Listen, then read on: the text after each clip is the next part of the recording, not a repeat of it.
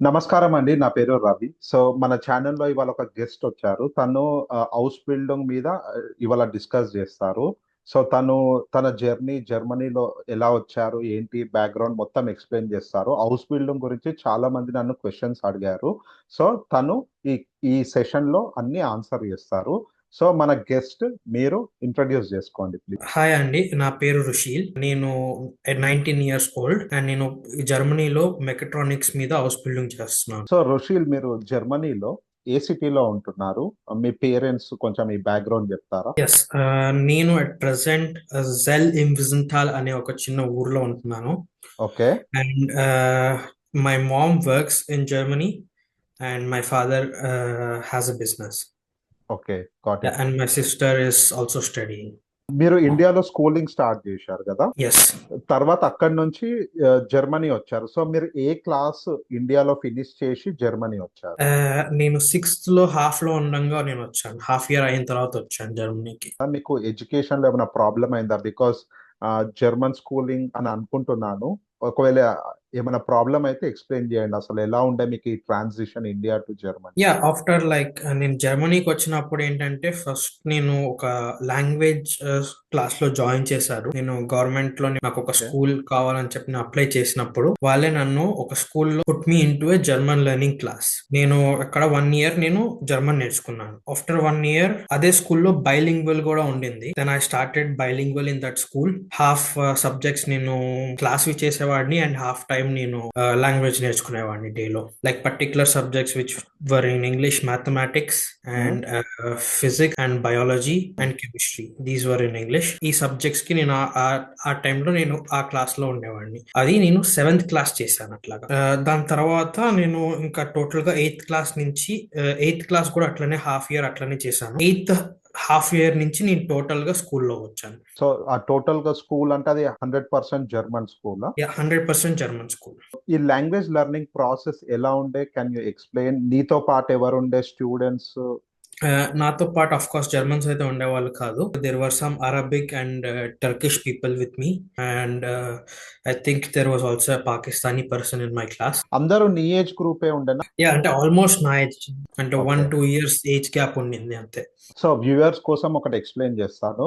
నా కూతురు థర్డ్ క్లాస్‌లో ఇక్కడికొచ్చినప్పుడు ఆమెకి జర్మన్ అంతగా రాదు కాబట్టి ప్రతి స్కూల్‌లో ఒకటి వెల్కమ్ క్లాస్ అని ఉంటది. సో, ఎవరన్నా ఇండియా నుంచి గాని, వేరే కంట్రీస్ నుంచి జర్మనీ వస్తే ఆ పిల్లలందరినీ అందులో ఏసి అక్కడ జర్మన్ నేర్పిస్తారు.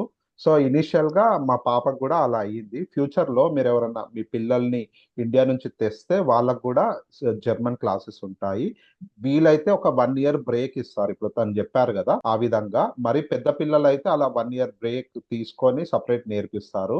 లేదు అంటే 1 క్లాస్ డిమోట్ జేస్తారు. ఫర్ ఎగ్జాంపుల్ ఇండియా నుంచి థర్డ్ క్లాస్‌లో మీ పిల్లల్ని తెస్తే మళ్ళీ వాళ్ళని థర్డ్ క్లాసే చదివిపిస్తారు. ఫోర్త్‌లో ఎయ్యరు. ఇప్పుడు నా క్వెషన్ ఏంటంటే మీరు స్కూలింగ్ ఇక్కడ హౌస్ బిల్డింగ్ జేస్తున్నా అన్నారు గదా!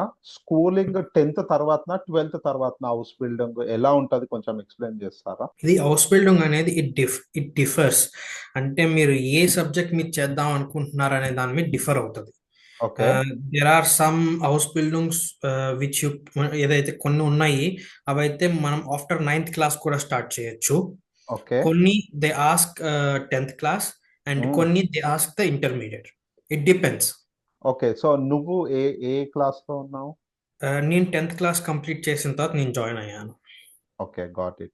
సో, అప్లికేషన్ ప్రాసెస్ ఎలా ఉండే? అంటే కొన్ని వెబ్సైట్స్ ఉన్నాయి జర్మనీలో, హ్మ్. Like house building dot DE, step stone అని అట్లా 2-3 వెబ్సైట్స్ ఉన్నాయి. అండ్ వాటిల్లో మనం సెర్చ్ చేసుకోవాలి. అంటే మనం ప్లేస్ ఇచ్చి మనకు కావాల్సిన జాబ్ డిస్క్రిప్షన్ ఇస్తే దే సజెస్ట్, అంటే వాళ్ళ దగ్గర ఉన్న ఆప్షన్స్ అన్ని చూపిస్తారు. ఓకే. చూపించినప్పుడు దాంట్లో నుంచి మనం అప్లై చేసుకోవాలి. అంటే దాంట్లో మన సివి ఒకటి, కవర్ లెటర్ ఒకటి, ఇవన్నీ పెట్టి మనం వాళ్ళకి మెయిల్ రాసి పంపిస్తే then they will look at it and if they, అంటే వాళ్ళకి మ్యాచ్ అవుతుంది అనిపిస్తే కనుక then they will contact us. అది కాంటాక్ట్ అయిన తర్వాత there will be a interview and there will be a check. అంటే ఫిజికల్ గా వచ్చి ప్రాక్టికల్ కొన్ని థింగ్స్ చేయమంటారు. For example I will take electronics లో కలర్ బ్లైండ్ ఉండకూడదు. So okay. నేను ఇక్కడ నేను ఎంతసేపు మీతో జూమ్ లో ఇది చేసినా కూడా it they will think that I made cheat. అట్లాంటి వాటికి కొన్నిసార్లు ప్రాక్టికల్ గా పిలిచి వాళ్ళు కొన్ని స్మాల్ స్మాల్ థింగ్స్ చేపిస్తారు. సో ఇప్పుడు మా వ్యూవర్స్ కోసం చెప్తున్నాను. మన ఇండియాలో ఎడ్యుకేషన్ 10th తర్వాత ఇంటర్ చదువుతాము. ఇంటర్ తర్వాత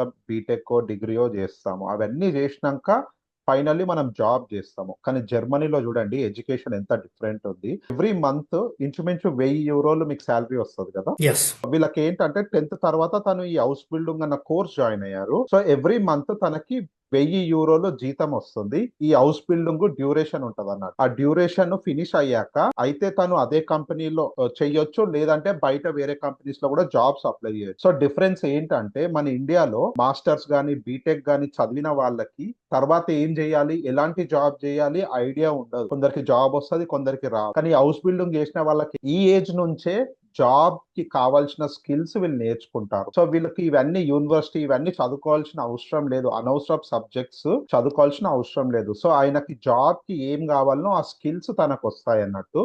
సో జర్మనీలో హౌస్ బిల్డింగ్ చేసిన వాళ్ళది కూడా మంచి కెరియర్ ఉంటుంది. సో ఇది ఒక టైప్ ఆఫ్ ఎడ్యుకేషన్. ఎవరైతే ఇండియాలో ఉన్నారో మీరు ఆలోచించండి. మీరు జర్మన్ నేర్చుకొని ఫ్యూచర్ లో ఇక్కడ హౌస్ బిల్డింగ్ చేయడానికి కూడా రావచ్చు. అంతెందుకు స్కూల్ ఇంటర్మీడియట్ వాళ్ళే కాదు, మీరు ఇండియాలో డిగ్రీ చేసి కూడా మీరు ఇక్కడ హౌస్ బిల్డింగ్ చేయాలనుకుంటే చెయ్యొచ్చు. దాని గురించి ఇప్పుడు నెక్స్ట్ టాపిక్స్ లో మాట్లాడదాం. ఒక ఇండియాలో ఈ వీడియో చూస్తున్న ఒక యంగ్ పర్సన్ మీ ఏజ్ గ్రూప్ తను జర్మనీలో ఎలా అప్లై చేయాలి? తనకు లాంగ్వేజ్ రాదు, తనకేమైనా అవకాశం ఉందా? First question. సెకండ్ క్వశ్చన్, ఒకవేళ ఇండియాలో నేర్చుకొని లాంగ్వేజ్ నేర్చుకొని వస్తే ఏ విధంగా ఉంటుంది తనకు అవకాశాలు? కొంచెం ఎక్స్ప్లెయిన్ చేస్తారా?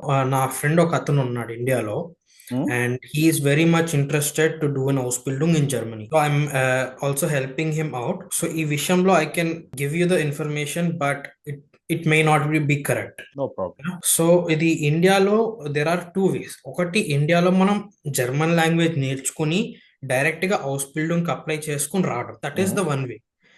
అండ్ సెకండ్ వే ఈస్ ఇక్కడ లాంగ్వేజ్ కోర్స్ మీద వచ్చి లాంగ్వేజ్ నేర్చుకుని అంటే గవర్నమెంట్ అప్పుడు మనకు ఒక టైం లిమిట్ ఇస్తుంది, 1 year or 1.5 year time limit ఇస్తుంది.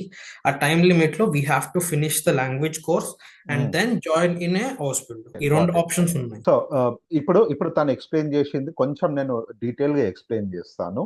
సో ఇండియా నుంచి అప్లై చేయడం మీ అందరికి అర్థమైంది. ఇండియా నుంచి చాలా మంది ఇక్కడికి లాంగ్వేజ్ నేర్చుకోవడానికి కూడా రావచ్చు. అదొక సపరేట్ వీసా ఉంది, దాన్ని నేను ఫ్యూచర్ లో వీడియో చేస్తాను. ఒకవేళ మీరు బ్యాంక్ లో కొన్ని ఫండ్స్ చూపించుకొని మీకు ఫైనాన్షియల్లీ మీరు స్ట్రాంగ్ ఉంటే మీ పిల్లల్ని ఇక్కడ లాంగ్వేజ్ నేర్చుకోవడానికి పంపించి వాళ్ళకి ఇక్కడ లైఫ్ స్టైల్ కూడా అలవాటు అవుతుంది. కొంచెం ఇక్కడ ఉంటే కూడా చాలా విషయాలు తెలుస్తాయి.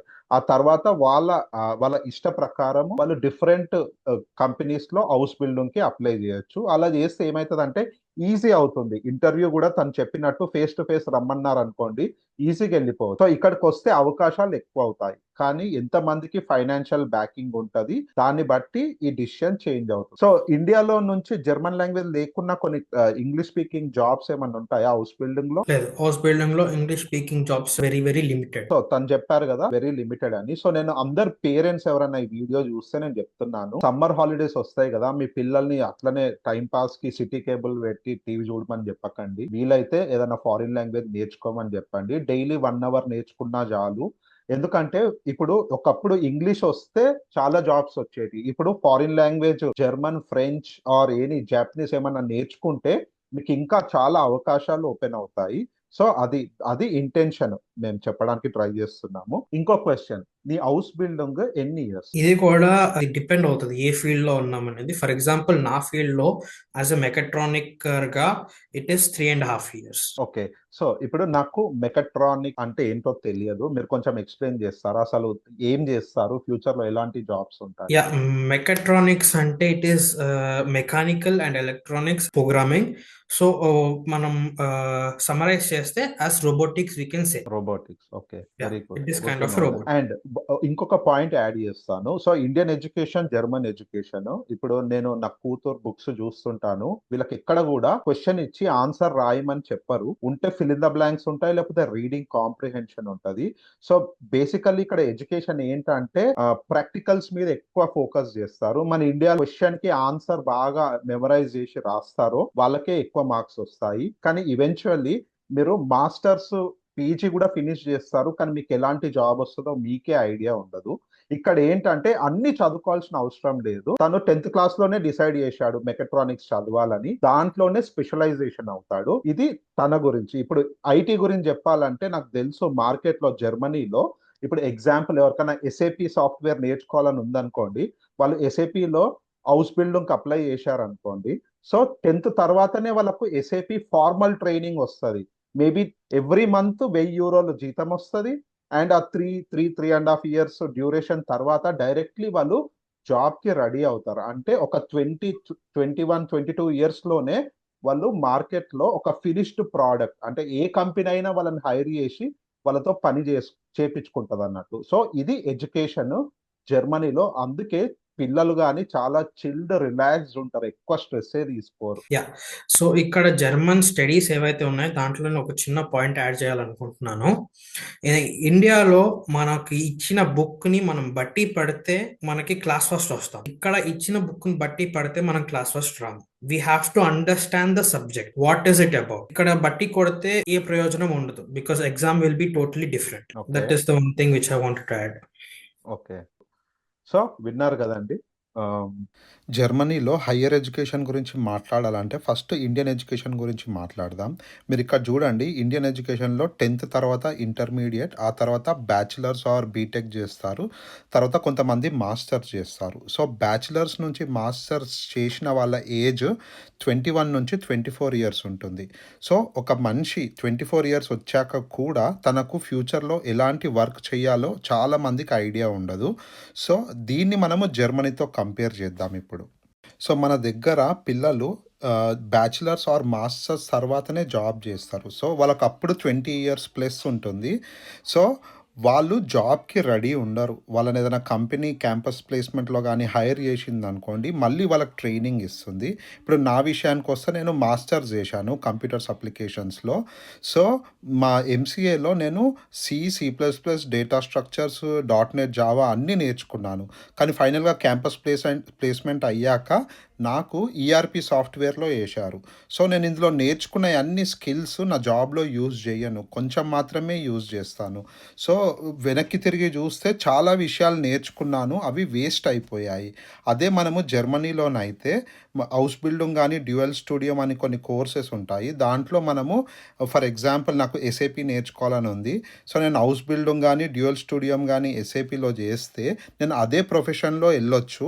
సో నాకు వేరే నేర్చుకోవాల్సిన అవసరం లేదు. అంటే నేను యంగ్ ఏజ్‌లోనే డిసైడ్ చేయొచ్చు నాకు ఫ్యూచర్‌లో ఏం కావాలో. ఇప్పుడు మీకు ఆ జర్మన్ ఎడ్యుకేషన్ గురించి కంపేర్ చేసి చెప్తాను. అసలు డ్యూయల్ స్టూడియం అంటే ఏంది? హౌస్ బిల్డింగ్ అంటే ఏంది? నెక్స్ట్ స్లైడ్స్‌లో చూడొచ్చు. సో మన ఇండియా లాగానే ఇక్కడ కూడా స్కూలింగ్ చేసి తర్వాత ఎవరికన్నా కావాలంటే వాళ్ళు యూనివర్సిటీ వెళ్ళొచ్చు. లేదు అంటే ఒక స్పెషల్ టైప్ ఆఫ్ ప్రోగ్రామ్స్ ఉంటాయి. మనం ఎక్కడ అంటే ప్రాక్టికల్ ఎక్స్పీరియన్స్ గెయిన్ చేయొచ్చు, తర్వాత చదువుకోవచ్చు. ఇలాంటి ఆప్షన్స్ ఏంటి జర్మనీలో ఉన్నాయో అది ఇప్పుడు ఈ స్లైడ్‌లో ఎక్స్‌ప్లెయిన్ చేస్తాను. పైన రాశాను నంబర్ 1, నంబర్ 2.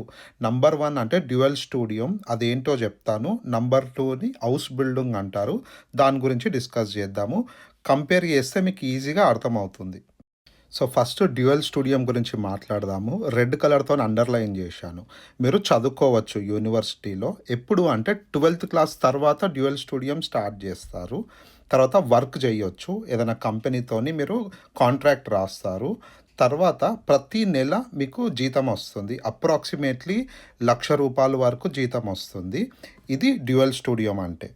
సో ఇప్పుడు సెకండ్ వన్ హౌస్ బిల్డింగ్ గురించి మాట్లాడదాము. ఇది 9th ఆర్ 10th క్లాస్ తర్వాత మీరు స్టార్ట్ చేయొచ్చు. ఒక కంపెనీతో టై అప్ ఉంటుంది. అక్కడ మీరు వర్క్ చేస్తారు. ఆ తర్వాత ఇది యూనివర్సిటీ ఎడ్యుకేషన్ కాదు. వీళ్ళు స్పెసిఫిక్ స్కూల్స్‌తోని టై అప్ ఉంటుంది. సో వాళ్ళ దగ్గర మీరు చదువుకుంటారు. ఆ తర్వాత నెలకి ₹1,00,000 జీతం వస్తుంది. సో 2 కూడా ఆల్మోస్ట్ సేమ్ ఉంటాయి. కాకపోతే హౌస్ బిల్డింగ్‌లో మీరు తొందరగా ప్రాక్టికల్ ట్రైనింగ్ స్టార్ట్ చేస్తారు. సో హౌస్ బిల్డింగ్ చేసే వాళ్ళకు క్లారిటీ ఎక్కువుంటది. వాళ్ళు ఫ్యూచర్‌లో ఏం చేయబోతున్నారో. డ్యూయల్ స్టూడియం అంటే 12th క్లాస్ తర్వాత మీరు డిసైడ్ చేస్తారు మీకేం కావాలనో. అండ్ డ్యూయల్ స్టూడియం, హౌస్ బిల్డింగ్ 2 కూడా మినిమమ్ 3 ఇయర్స్ ప్లస్ ఉంటుంది. కొన్ని 3.5 ఇయర్స్‌లో కూడా ఫినిష్ అవుతాయి. కొన్ని ఎక్కువ ఇయర్స్ పడుతుంది. So it depends upon company. So యావరేజ్‌గా కోర్స్ డ్యూరేషన్ డ్యూయల్ స్టూడియం అయినా, హౌస్ బిల్డింగ్ అయినా 3+ ఇయర్స్ ఉంటుంది. జర్మనీలో హౌస్ బిల్డింగ్ అయినా, డ్యూయల్ స్టూడియం అయినా చదవాలి అంటే మీకు కంపల్సరీ జర్మన్ వచ్చి ఉండాలి. సో, ఇలాంటి కోర్సెస్ ఎలా సెర్చ్ చేయాలో ఇప్పుడు నేను చెప్తాను. మీరు గూగుల్ సెర్చ్‌లో ఒక కంపెనీ నేమ్ రాసి డ్యూయల్ స్టూడియం అని సెర్చ్ చేయండి. ఇక్కడ మీరు చూస్తున్న స్క్రీన్ షాట్ నేను బీఎండబ్ల్యూ స్పేస్ డ్యూయల్ స్టూడియం అని సెర్చ్ చేశాను. సో, ఈ లిస్ట్ వచ్చింది. ఈ విధంగా మీరు ఇన్ఫర్మేషన్ గ్యాదర్ చేయొచ్చు. జర్మన్‌లో ఉంది కదా! గూగుల్‌లో ట్రాన్స్‌లేట్ చేసుకొని అసలు ఏం అడుగుతున్నారో డిస్క్రిప్షన్ తెలుసుకుంటే దాని ప్రకారం మీరు మీ ప్రొఫైల్ బిల్డ్ చేసుకోవచ్చు. మంచి అవకాశాలు ఉంటాయి ఫ్యూచర్‌లో. అదేవిధంగా మీరు ఏదైనా కంపెనీలో హౌస్ బిల్డింగ్ చేయాలనుకుంటే సింపుల్ గూగుల్ సెర్చ్ చేసి కంపెనీ పేరు ఇక్కడ నేను బీఎండబ్ల్యూ స్పేస్ హౌస్ బిల్డింగ్ అని సెర్చ్ చేశాను. ఈ లిస్ట్ వచ్చింది. సో, దీని ప్రకారము మీరు మీ ప్రొఫైల్ బిల్డ్ చేసుకోవచ్చు. అండ్ ఇండియాలో ఎవరైతే పిల్లలు ఉన్నారో యంగ్ పిల్లలు 7th క్లాస్ తర్వాత మీకు సమ్మర్ హాలిడేస్ వస్తే వీలైతే ఒక ఫారిన్ లాంగ్వేజ్ నేర్చుకోండి. జర్మన్ అయినా సరే, ఫ్రెంచ్ అయినా సరే మీకు ఫ్యూచర్‌లో చాలా హెల్ప్ అవుతుంది. మీరు ఒకవేళ జర్మనీ, యూరోప్ రాకున్నా గానీ ఇండియాలో కూడా చాలా జాబ్స్ ఉంటాయి. నౌకరీలో మీరు చూడొచ్చు. నాకే ఒక యూట్యూబ్ ఛానల్ ఉంది. రవి తెలుగు జర్మన్. దీంట్లో నేను జర్మన్ లాంగ్వేజ్ నేర్పిస్తాను. వీలైతే ఒకసారి వీడియోస్ చూడండి. సో, ఇప్పుడు మీరు స్క్రీన్ షాట్‌లో చూస్తున్నారు చూడండి. ఇది ఫెస్టో వెబ్‌సైట్. ఇక్కడ మీరు హౌస్ బిల్డింగ్ ప్రోగ్రామ్స్ కానీ, లేదంటే డ్యూయల్ స్టడీ ప్రోగ్రామ్స్ గానీ ఉంటే చూడొచ్చు. చూసి ఇండియా నుంచి అప్లై చేయొచ్చు. కాకపోతే జర్మన్ లాంగ్వేజ్ నేర్చుకోండి. ఇదొక వెబ్‌సైట్. ఇది కాదు అంటే మీరు డైరెక్ట్ ఒక కంపెనీ వెబ్‌సైట్ వెళ్ళి కూడా హౌస్ బిల్డింగ్ లేదంటే డ్యూయల్ స్టూడియం అప్లై చేయొచ్చు. ఇప్పుడు స్టూడెంట్స్ విషయానికొస్తే ఈవెన్ సమ్మర్ హాలిడేస్‌లో గూడా వాళ్ళకి హోమ్ వర్క్ ఉంటది. ఇది, అది నేర్చుకోమని జెప్తారు. కానీ ఇక్కడ పిల్లలకి ఫ్రైడే రోజు హోమ్ వర్క్ ఇవ్వరు. సాటర్‌డే, సండే ఎంజాయ్ జేసుకోవడానికి. అండ్ బెర్లిన్, బ్రాండెన్బర్గ్ గురించి చెప్తున్నాను. ఈచ్ స్టేట్ సిలబస్ ఉంటది. జర్మనీలో 16 స్టేట్స్ ఉన్నాయి. ఈచ్ స్టేట్‌ది different syllabus and schooling structure ఉంటది. ఇక్కడ ఎవ్రీ 45 డేస్‌కి 2 వీక్స్ హాలిడేస్ ఇస్తారు పిల్లలకి. సో, ఆ విధంగా ఉంటది. చాలా బ్యాలెన్స్‌డ్ ఉంటది. పొద్దున 8 నుంచి మధ్యాహ్నం 2 వరకు ఉంటది స్కూల్. అప్పుడప్పుడు ఎక్స్‌ట్రా క్లాసెస్ ఉంటాయి. స్పోర్ట్స్ మీద గూడా ఫోకస్ జేస్తారు. ఓకే. నువ్విప్పుడు హౌస్ బిల్డింగ్ జేస్తున్నావు గదా! హౌస్ బిల్డింగ్‌లో గూడా అంటే నేను ఇప్పుడు హౌస్ బిల్డింగ్‌తో I'm not gonna stop it. Okay. ఇప్పుడు హౌస్ బిల్డింగ్ తర్వాత కూడా నేను I can do the further studies. నేను ఇక్కడ జస్ట్ హౌస్ బిల్డింగ్ ఎందుకనే చూస్ చేసుకున్నా because I wanted to skip my intermediate. The okay. 11th and 12th I wanted to skip. Reason ఏంటి skip జేయడానికి? రీజన్ ఏంటంటే I already know what I wanted to become in life. నాకు okay. అంటే I have my vision. నాకు okay. Mechanical సైడే ఉండాలనే strong gut feelings ఉన్నాయి. So okay. అందుకని నేను హౌస్ బిల్డింగ్ చూస్ చేసుకున్నాను. హౌస్ బిల్డింగ్ చూస్ చేసుకున్నప్పుడు ఏమవుతుందంటే the 3.5 years what ever I was working, నాకు ఆ వర్క్ ఎక్స్పీరియన్స్ నా CV మీద యాడ్ అవుతుంది. And the person who has done the intermediate and has completed his college, he will be having the theoretical information వస్తుంది, okay. కానీ he would not have practical knowledge what I have. So, దీన్ని బట్టి అర్థం జేసుకోండి. చాలా మంది ఇండియాలో work experience వచ్చినాక మాస్టర్స్‌కి foreign ఎళ్తారు. సో, మాస్టర్స్ ఫినిష్ అయ్యాక వర్క్ ఎక్స్‌పీరియన్స్ ఉన్న వాళ్ళకి ఎప్పుడు గూడా అడ్వాంటేజ్ ఉంటది. సో, సేమ్ థింగ్ తను గూడా జెప్తున్నాడు. హౌస్ బిల్డింగ్ జేసి ఫ్యూచర్‌లో ఎడ్యుకేషన్ హైయర్ స్టడీస్ జేస్తే ఇంకా మంచి ఆపర్చునిటీస్ ఉంటాయని. సో, అందరికి యంగ్‌స్టర్స్‌కి జెప్తున్నాను. ఒక క్లారిటీ ఆఫ్ థాట్ అన్నది ఉండాలి. మన పేరెంట్స్ జెప్పిర్రు, బ్రదర్స్ జెప్పిర్రు అని చదవకండి. మీకేం జేయాలని ఉందో మీరు డిసైడ్ జేసుకోండి. అండ్ ఆ రూట్‌లో ఫాలో అవ్వండి. నాది ఇంకో క్వెషన్ ఏంటంటే ఇప్పుడు మీరు హౌస్ బిల్డింగ్ జేస్తున్నారు గదా! ఫ్యూచర్‌లో ఫర్ ఎగ్జాంపుల్ మీకు యూఎస్‌లో చదువుకోవాలని ఉంది. మాస్టర్స్ ఆర్ వాటెవర్ ఆర్ యూకేలో చదవాలని ఉంది. సో, ఈ హౌస్ బిల్డింగ్ అన్నది ఎలా కాలిక్యులేట్ అవుతుందా? కౌంట్ అవుతుందా? ఎడ్యుకేషన్‌లో ఎలా ఉంటది? కొంచెం ఎక్స్‌ప్లెయిన్ జేస్తారా? మీరు ఫారిన్ ఎళ్తే? నేను కూడా దీని గురించి ఆలోచించాను అండ్ నేను నా ప్రొఫెసర్స్ తో నేను దీని గురించి కూడా డిస్కస్ కూడా చేశాను ఇంతకు ముందు. ఓకే. అండ్ వాళ్ళు నాకు చెప్పింది ఏంటంటే there will be a small return exam which you have to clear it. అది అప్పుడు మీకు అక్కడ కూడా అప్రూవల్ అవుతుంది. సో, హౌస్ బిల్డింగ్ అనేది ఆల్ ఓవర్ యూరోప్ యాక్సెప్ట్ జేస్తారు. సో, నా క్వెషన్ ఏంటంటే ఇప్పుడు చాలా మంది యూఎస్‌లో హైయర్ స్టడీస్‌కెళ్తారు. సో, అలాంటి వాళ్ళకి ఎలా అని నాకు డౌట్ వచ్చింది. తను క్లియర్ చేశారు. ఇప్పుడు నెక్స్ట్ క్వెషన్ ఏంటంటే రేసిజం గురించి. ఇది మీరు ఇండియా నుంచి స్కూలింగ్ చేసి ఇక్కడికొచ్చారు గదా! సో, మీరు ఆల్‌మోస్ట్ 6థ్ తర్వాత వచ్చారు. మీరేమైనా రేసిజం లాంటివి ఇక్కడ ఫేస్ చేశారా? స్కూల్‌లో, ఆ తర్వాత హౌస్ బిల్డింగ్‌లో ఏమన్నా రేసిజం లాంటిదుందా? డిస్క్రిమినేషన్ కొంచెం షేర్ చేయండి మీ point of view. Personal opinion నేనైతే ఎప్పుడు ఫీల్ అవ్వలేదు. ఓకే. దేర్ ఆర్ కేసెస్ మనం బయట నడుస్తున్నప్పుడు ముసలి వాళ్ళు ఉంటారు, ఎల్డర్లీ పీపుల్. వాళ్ళు హ్మ్. ఏదో ఒకటి చెప్తారు.